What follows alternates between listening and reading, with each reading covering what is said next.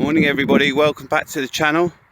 One of the other options I offered was a review of autumn drilling, and I don't know if you can make out behind me two here and there, two lighter strips which were drilled with the Sky when the rest of the field was drilled with the Claydon.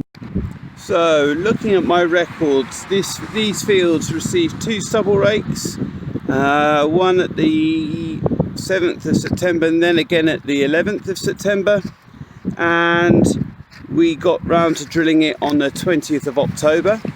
It is Lennox, a spring wheat variety. It was originally planned as a winter barley, but we had very little germination post harvest, and therefore we made the decision that, especially the bottom bit, that there's a footpath through the middle.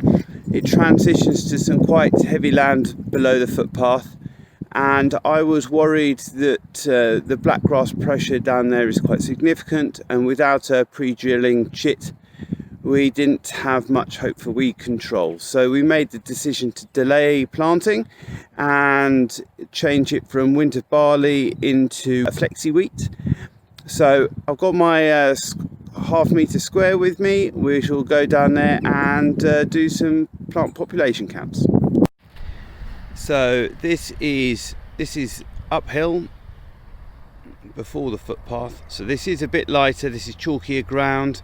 It was raining when we planted it with the Claydon. I've just walked away from the setup area, so this is, you know, true average drilling here, and I come down to my measuring square. So what I'm going to do is do a freeze frame picture of this, and then when we're safely back in the warmth of the office I will count those plants. So I've dug this plant up. It's quite clearly two leaves. So what I will then do is count this square and count how many leaves I've got, divide by 2 to establish how many plants are within the half metre square, and then multiply it up to find out how many plants per metre squared. So back in the office, I upload the image into PowerPoint and then just colour in the leaves whilst counting. I just find this a much better way than trying to lose count counting the leaves in the field. So when I said a half metre square, that's of course half a metre by half a metre, which is a quarter of a metre squared. So we will get to the total number of leaves and divide by 2, as there are 2 leaves per plant, and then times by 4 to work out our total number of plants per metre squared. So the total for this square came to 133.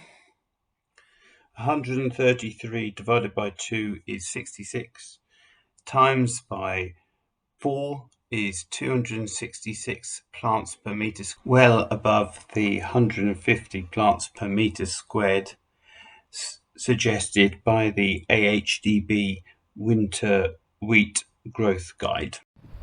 So now we're getting closer to the bottom of the field. The difference between the Sky and the Claydon is quite obvious. So here we are at the bottom, clearly in the transition between the Claydon to the left, the Sky to the right. I always think that if you can see the tram lines, then you've got a reasonable plant population and establishment. So this might be just less soil disturbance on the right, less mineralized N, and that the plants just haven't grown as much as a result, but the plant count will find out the truth. So this is the Sky square. So the total was 112 divided by 2, again for 2 leaves, times by 4 equals a plant count of 224. And this is the Claydon square. So with the Claydon square, the total count was 247, but most of the plants are 3 leaves. So I've divided by 3 equals 82, times by 4 gives a plant count of 329. Same field. I just wanted to say as I walk across it, this was one of the last fields we established conventional establishments, i.e. not into a cover crop, on the 20th of October, and I have to say I'm pretty pleased with the results. Really, the Claydon certainly is, very consistent, and even a difficult year it's helped us get our crops in, so no real complaints. And certainly if you're going for a simple system, the Claydon does tick a lot of boxes. So in actual fact this field has quite a history. This follows rape, so it had a stubble rake on the 24th of July, so that'll be shortly after harvest, and then we came in and took out the damage in the tram lines that we created with the compost spreading. So just the Kuhn Optima just took out the tram lines around the outside, and that also helped with the speedy stubble raking. So then it had another one on the 29th of July, then again stubble rake on the 6th of August.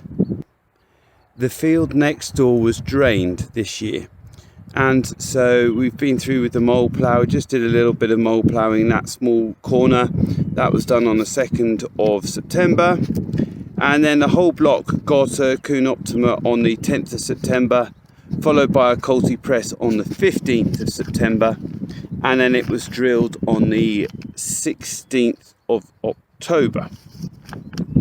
So this has been in the ground then for nearly 2 months, and yes, looking quite good, but we are suffering a lot more blackgrass after oilseed rape. Quite a consistent problem. Is oilseed rape a true break?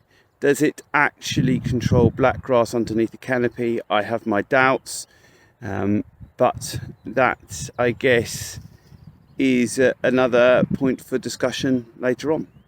At the top end we have a organic field trial up there, but I'm not sure that it's been attacked by slugs, but I'm not sure it's because the slugs like organic wheat. And we've got a square down here for a count as well. So the leaf count was 153, but plants had produced 3 leaves. So 153 divided by 3 is 51. Times by 4 gives a plant population of 204. So this is the last field on today's walk, and this was sheep graze mustard planted with the sky 23rd of November. As you will see, I'm not going to put my trusty square down because there's very little to look at. So here we are. There are some wheat plants coming through. There is also some clumps of ryegrass from the previous grass lay.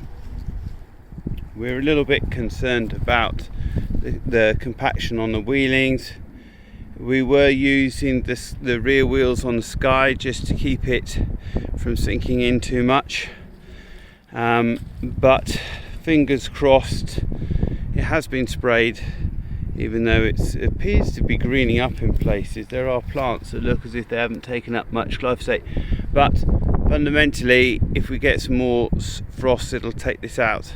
I might just, our woolly friends on the hill next door, I might just take some footage of the field on top of the hill which has been where the sheep have grazed, but it hasn't been drilled yet. It is also on our schedule to pick up as a flexi wheat if possible.